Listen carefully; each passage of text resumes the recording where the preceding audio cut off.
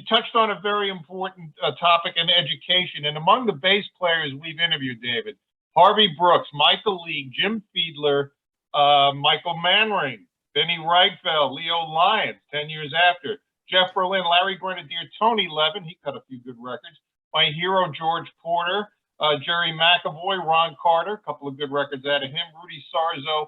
We all talk about music education because every note on the bass plays a role in the chord progression, and the importance of music education. Now with Pro Tools and all the other digital trickery, is it important? I mean, we all grew up learning to read music. That's how you played. You had to read those little dots on the page and things. We then read the rhythms, learn music theory so you know what chords and what scales to play over a chord.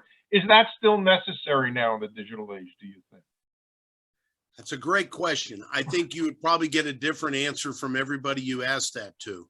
Yeah. I myself will confess that my sight reading was never great. It was okay. Mm-hmm. But as because I came from the era of you just memorized everything. Right. You just learned a song, you played along with the record until you learned it. Right. And you all had it in your head, and very rarely would we pull out a chart or look at the sheet music. But you use the number system, of course, so you have to know. Right. And when I first got to Nashville and wandered down to Lower Broadway, and I'm playing a song I've never heard before, and the singer's like flashing these numbers behind his back, and I'm like, what's he doing? And this guy and the one of the other guys goes, "It's the numbers, man." I'm like, "The numbers? Isn't that gambling? Isn't that some kind of gambling thing? You run the numbers? What are you talking about?" And I had to learn. And even then, I would still try to memorize. And one of my best friends, a great guitar player who was a few years ahead of me in the curve, he just goes, "Hey, man, quit trying to memorize the songs. You need to learn how to read and write these number charts." Mm-hmm. And he busted me. And it was like, oh man, I thought I was getting away with it. Okay. All right. I'm going to learn. And I did.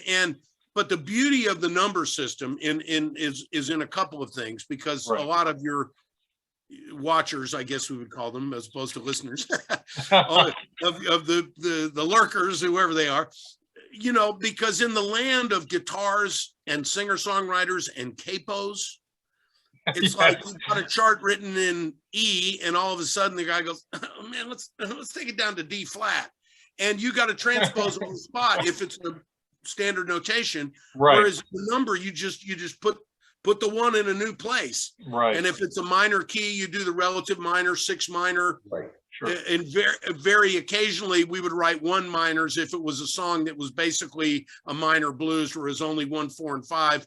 Right. But most of the time you would write the minor keys as 6 minor being the 1.